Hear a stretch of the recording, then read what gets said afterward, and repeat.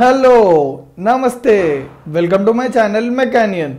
మన third series వచ్చేసి engineering mechanics. మన థర్డ్ సిరీస్లో 63rd వీడియో వచ్చేసి basic problems on friction. So ఈ వీడియోలో మనము ఫ్రిక్షన్కి సంబంధించిన కొన్ని బేసిక్ ప్రాబ్లమ్స్ని డీటెయిల్గా చూద్దాము. ఓకేనా? సో ఇప్పుడు మనము ప్రాబ్లం యొక్క క్వశ్చన్ని డీటెయిల్గా చూద్దాము. ఓకేనా? సో ఇప్పుడు మన క్వశ్చన్లో ఏమంటున్నాడు, 2 blocks A and B are connected by a horizontal rod and supported by 2 rough planes where mu A is equals to 0.4 and angle of friction of block B is 520 degrees. Find out weight of the block A if weight of the block B is 2250 Newton. So క్వశ్చన్లో ఏమంటుందంటే చూడండి, 2 blocks 2 surfaces మీద rest అయి ఉన్నది. Black ఏ వచ్చేసి horizontal surface మీద rest అయి ఉంది అండ్ బ్లాక్ బి వచ్చేసి ఒక ఇంక్లైన్డ్ ప్లేన్ మీద రెస్ట్ అయి ఉంది. అండ్ ఈ 2 blocks వచ్చేసి ఎట్లా కనెక్ట్ అయి ఉన్నాయి, ఒక రాడ్ ద్వారా ఈ 2 blocks అనేవి కనెక్టెడ్ అయి ఉన్నాయి. అండ్ మనకి ఇచ్చిన ఇన్ఫర్మేషన్ ఏంది, mu A is equals to 0.4 అంటే coefficient of friction between block A and horizontal surface is 0.4 and angle of friction of block B is 5 is equals to 20 degrees. అంటే ఏంది, మనకి 5 ఇచ్చిండు, 520 degrees మనకి angle of friction tan 5 mu is equals to tan 5 ఉందా, ఆ 5 ఇచ్చిండు for block B. And weight of the block B కూడా ఇచ్చిండు మనకి ఎంత, 2250 న్యూటన్. సో మనల్ని ఏం కనుక్కోమంటుండు, weight of block A. So నేను ఫస్ట్ ఒక very important finding and very important step to proceed further in the problem ఏంటంటే, బాడీ యొక్క అంటే టోటల్ సిస్టమ్ యొక్క మోషన్ ఎట్ సైడ్ ఉండబోతుంది అనేది మనం ఇప్పుడు డిసైడ్ చేయాలి. సో ఇప్పుడు ఈ పొజిషన్ మ్యాక్సిమం పొజిషన్ అన్నట్టు. సో ఇంతకంటే మీదికి బాడీ పోలేదు అండ్ ఇంతకంటే బాడీ మీదికి పోలేదు అంటే ఇది వచ్చేసి మ్యాక్సిమం పొజిషన్. ఒకవేళ పోతే బాడీ కిందికి రావాలి. ఓకే, అట్లా బాడీ కిందికి వచ్చినప్పుడు ఏమవుతుంది, బి కిందికి పోతుంది, ఏ అనేది రైట్ సైడ్ మూవ్ అవుతుంది. సారీ బి కిందికి పోతే ఏ అనేది లెఫ్ట్ మూవ్ అవుతుంది. ఓకే, ఇంకో ఇట్లా ఇది కిందికి జరుగుతుంటే ఇది లెఫ్ట్కి ఇట్లా ఇట్లా జరుగుతుంది, ఇట్లా జరగవచ్చు. Okay, so B moves downward, A moves leftward. So first we have to come up with the motion of the system. అంటే టోటల్ సిస్టంలో ఉన్న ఏవైతే కాంపోనెంట్స్ ఉంటాయో అవి ఏ డైరెక్షన్లో మూవ్ అవుతాయి అనేది మనము డిసైడ్ చేసుకోవాలి. ఎందుకంటే ఆ డైరెక్షన్ని బట్టి మనకు ఫ్రిక్షన్ డైరెక్షన్ అనేది డిసైడ్ అవుతుంది. ఎందుకు, direction of friction is always opposite to the direction of motion of the body. So ఇక్కడ వరకు క్లియర్గా అర్థమైందా? సో ఇందాక మనము క్వశ్చన్ని డీటెయిల్గా డిస్కస్ చేసాము. సో ఇప్పుడు మనము ప్రాబ్లంలోకి ప్రొసీడ్ అవుదాం. సో మనం ప్రాబ్లం ఎట్లా అప్రోచ్ అవుతాము, సింపుల్. ఈ 2 బ్లాక్స్కి మనము ఈక్విలిబ్రియం కండిషన్స్ అప్లై చేస్తాము. సో ఫస్ట్ ఏం చేస్తున్నా అంటే, నేను బ్లాక్ ఏకి ఫ్రీ బాడీ డయాగ్రామ్ తీసుకుంటున్నా. సో ఫ్రీ బాడీ డయాగ్రామ్ తీసుకొని దీని మీద ఈక్విలిబ్రియం కండిషన్స్ అప్లై చేస్తున్నా. సో ఫ్రీ బాడీ డయాగ్రామ్ అంటే ఏంది, కాంటాక్ట్ సర్ఫేసెస్ నుంచి బాడీని లిఫ్ట్ చేసి బాడీని సపరేట్గా గీసుకొని ఆ బాడీ మీద యాక్ట్ అయ్యే ఫోర్సెస్ని రిప్రజెంట్ చేస్తే దాన్నే మనం ఫ్రీ బాడీ డయాగ్రామ్ అని అంటాము. సో ఇక్కడ మీరు చూసుకున్నట్టయితే ఇప్పుడు ఈ బ్లాక్ ఏ మీద ఏ ఫోర్సెస్ యాక్ట్ అవుతాయి చూడండి, వెయిట్ యాక్ట్ అవుతుంది కిందికి. అండ్ ఎప్పుడైతే కాంటాక్ట్ ఉందో ఒక సెల్ఫ్ అడ్జస్టింగ్ ఫోర్స్ యాక్ట్ అవుతుంది, that is nothing but normal reaction. Weight ఇట్లా యాక్ట్ అయితే నార్మల్ రియాక్షన్ మీదికి యాక్ట్ అవుతుంది, అది అయిపోయింది. నెక్స్ట్ బ్లాక్ ఏ అనేది మనం ఎట్ సైడ్ మూవ్ అవుతుంది అనుకున్నాము, చూడండి బ్లాక్ ఏ అనేది మనం లెఫ్ట్ సైడ్ మూవ్ అవుతుంది అనుకుంటున్నాం కాబట్టి ఫ్రిక్షనల్ ఫోర్స్ అనేది ఏ డైరెక్షన్లో ఉంటుంది, రైట్ సైడ్లో ఉంటుంది. అంటే exactly opposite to the direction of motion. It side friction అనేది ఇట్ సైడ్ ఉంటుంది. ఓకే, అండ్ ఇక్కడ వెరీ కొంచెం డిఫికల్ట్, కొంచెం సస్పెక్ట్ఫుల్గా ఉన్న ఫోర్స్ ఏదంటే టెన్షన్ ఫోర్స్. యాక్చువల్గా మనం టెన్షన్ ఫోర్స్ ఎట్లా తీసుకుంటాము, ఇట్లా తీసుకుంటాం. కానీ ఇది ఎట్లా తీసుకున్నాము, అవుట్వర్డ్స్ తీసుకున్నాం. arrows are pointing outwards, whereas in previous problems the arrows are pointing inwards. So what is the difference అంటే ఏంటంటే, ఇక్కడ నేను చూడండి ఒక స్పెషల్ కేసు ఉంది. ఎప్పుడైతే ఇట్లాంటి సిచ్యువేషన్స్లో ఏదైతే రాడ్ కనెక్టెడ్ ఉందో ఆ రాడ్ అనేది కంప్రెస్డ్ ఉంది. కంప్రెషన్ ఉంటే ఫోర్స్ ఎట్లా యాక్ట్ అవుతుందో చూద్దాం ఒకసారి సింపుల్గా. కంప్రెస్ చేస్తున్నా అంటే చూడండి, కంప్రెస్ చేస్తున్నా అంటే సపోజ్ ఇది మార్కర్, ఈ మార్కర్ని నేను పిక్టోరియల్ ఇక్కడ చూపిస్తాను. కంప్రెస్ చేస్తున్నా అంటే ఫోర్సెస్ ఇట్లా యాక్ట్ అవుతాయా కావా? ఓకే, ఇట్లా యాక్ట్ అవుతాయా కావా? ఇట్లా యాక్ట్ అవుతున్నాయి అంటే దాని అర్థమైంది బాడీ ఫోర్సెస్ అనే లోపలికి యాక్ట్ అవుతున్నాయి. సో టెన్షన్ అంటే ఏంది? టెన్షన్ ఎప్పుడు ఇట్లాంటి అప్లైడ్ ఫోర్సెస్కి ఆపోజిట్ ఉంటుంది. సో ఆపోజిట్ అంటే ఏంది? ఈ ఫోర్స్కి ఆపోజిట్ ఇట్లా, ఈ ఫోర్స్కి ఆపోజిట్ ఇట్లా. సో అట్లా యాక్ట్ అవుతుంది. So depending upon the situation tension forces అనేవి యాక్ట్ అవుతాయి. టెన్షన్ అంటే సింపుల్, బాడీని మ్యాక్సిమం రెస్ట్లో ఉంచడానికి ట్రై చేస్తాయి టెన్షన్ ఫోర్సెస్.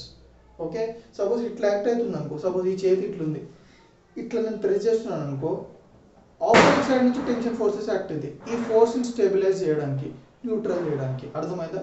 సో ఈ కంప్రెస్ ఫోర్సెస్ న్యూట్రల్ చేయడానికి టెన్షన్ ఫోర్స్ యాక్ట్ అవుతుంది. సో క్లియర్గా అర్థమైందా? సో ఈ ఫోర్స్ అనేది ఇట్లా యాక్ట్ అవుతుంది కాబట్టి ఇది ఇట్లా. సో ఇప్పుడు నేను ఈక్విలిబ్రియం కండిషన్స్ అప్లై చేస్తున్నా. ఈక్విలిబ్రియం కండిషన్స్ అంటే ఏంది?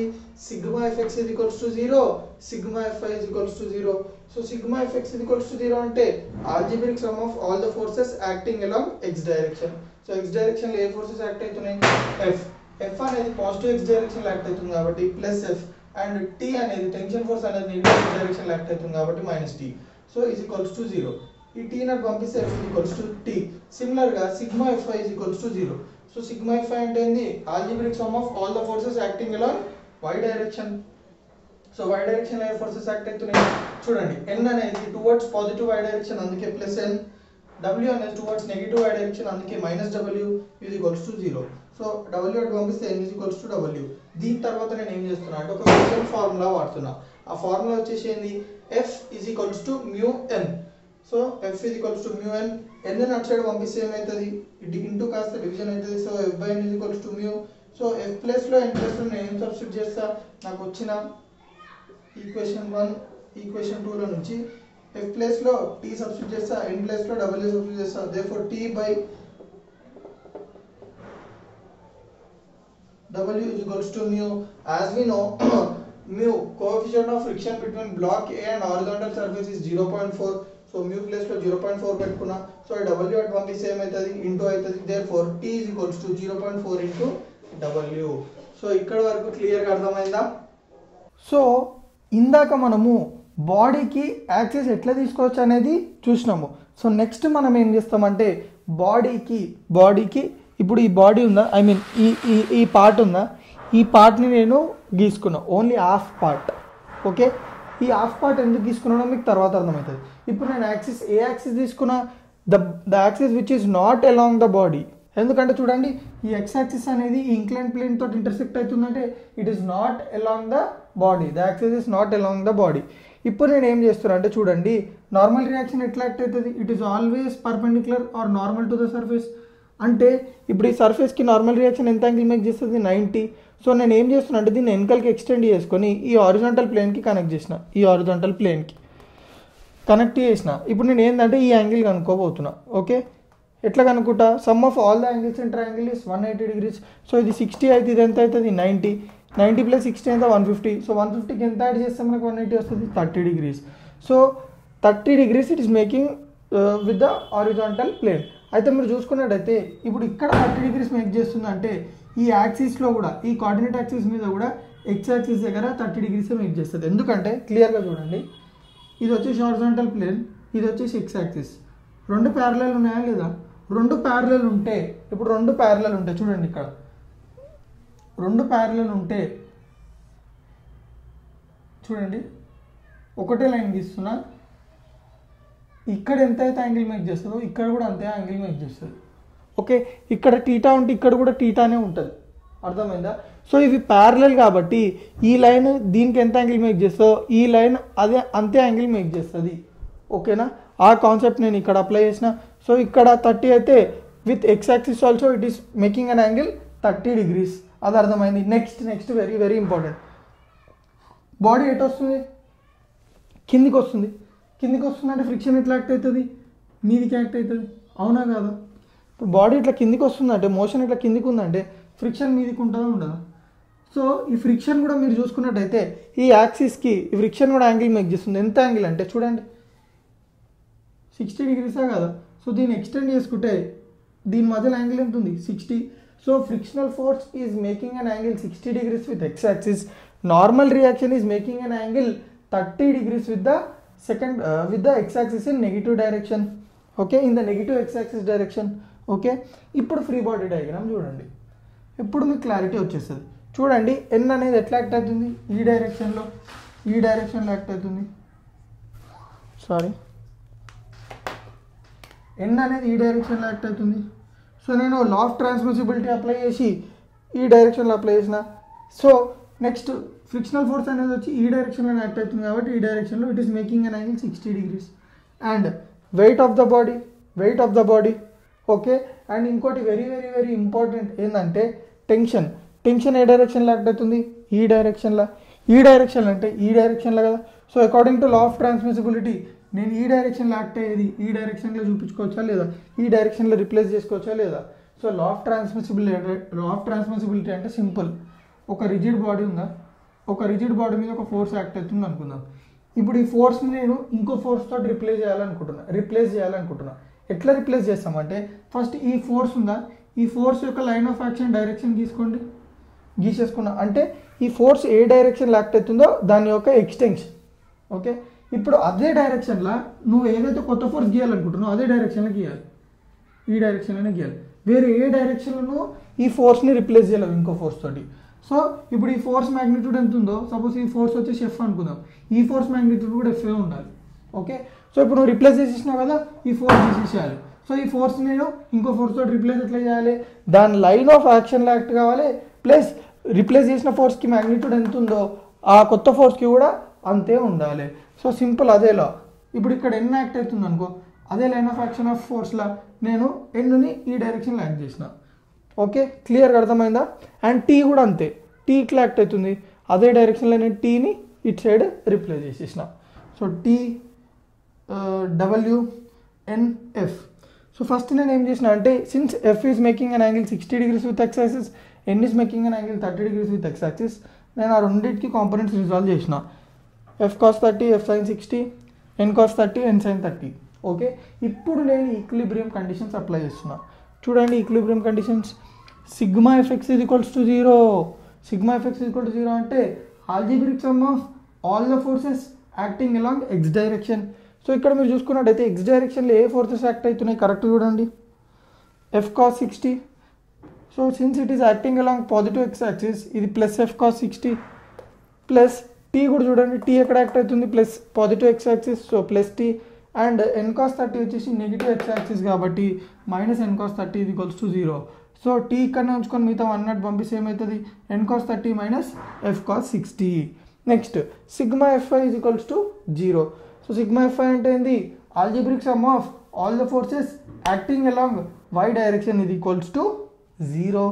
సో వై డైరెక్షన్లో ఏ ఫోర్సెస్ యాక్ట్ అవుతున్నాయి చూడండి, F sine 60 it is acting along positive Y direction, so plus F sine 60.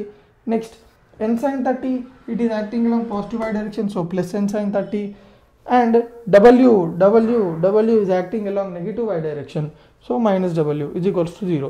So idantha w not పంపించేసుకుంటే నాకు ఏమొస్తుంది, w is equals to f sin 60 plus n sin 30. So క్లియర్గా అర్థమైందా. మీరు మెయిన్గా తెలుసుకోవాల్సిన కాన్సెప్ట్స్ ఏంటంటే యాక్సిస్ ఎట్లా అప్లై చేస్తున్నాము and angles very very very very important. మీరు ఇక్కడ కన్ఫ్యూజ్ కాదు, యాంగిల్స్ పార్ట్ మీకు ఒక కొంచెం కష్టం అనిపిస్తే మళ్ళీ ఒకసారి రివైండ్ చేసి చూసి అర్థం చేసుకోవడానికి ట్రై చేయండి. ఓకేనా. ఇందాక మనము బ్లాక్ ఏ బ్లాక్ బిని సాల్వ్ చేసి బ్లాక్ ఏ బ్లాక్ బి మీద ఈక్విలిబ్రియం కండిషన్స్ అప్లై చేసి వాటిని సాల్వ్ చేస్తే మనకి కొన్ని ఈక్వేషన్స్ వచ్చినాయి కదా. ఇప్పుడు ఆ ఈక్వేషన్స్ని సాల్వ్ చేసి మనకు కావాల్సిన అన్నోని కనుక్కోవడానికి ట్రై చేద్దాం. సో ఫస్ట్ కేస్ 1 బ్లాక్ ఏలో మీరు చూసుకున్నట్టయితే దానికి ముందు మనం గివెన్ చూద్దాం. మ్యూఏ ఇచ్చిండు, డబ్ల్యూబి ఇచ్చిండు, 5b అంటే angle of friction of B block, W A కనుక్కోమన్నాడు.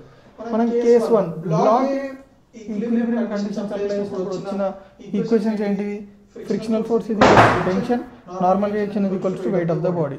So ఇప్పుడు నేను ఏం చేస్తున్నా అంటే ఎఫ్ఆర్ ఇది equals to mu into N. So F R ఇది ఈక్వల్స్ టు మ్యూ వాల్యూ మనకు ఆల్రెడీ తెలుసు 0.4, సో 0.4 ఇంటూ డబ్ల్యూ. సో ఇప్పుడు నేను ఏం చేస్తున్నా అంటే ఈ ఎఫ్ఆర్ వాల్యూని ఇంకో ఫస్ట్ ఈక్వేషన్లో పెడుతున్నా, సబ్స్టిట్యూట్ ఎఫ్ఆర్ ఇన్ 1.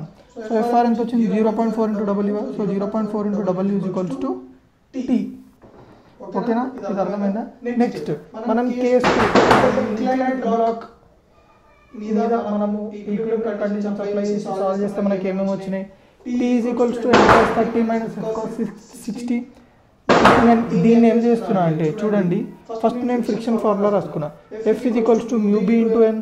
సో మనకు మ్యూ బీ వాల్యూ తెలుసు. ఎట్లా చూడండి, మనకు 5 ఇచ్చిండు. సో మనకి mu equals to tan phi, mu equals to tan theta మనం ఆల్రెడీ డెరైవ్ చేసుకున్నాము. సో మనకు యాంగిల్ ఇచ్చింది కాబట్టి మ్యూ ఈక్వల్స్ టు tan 20.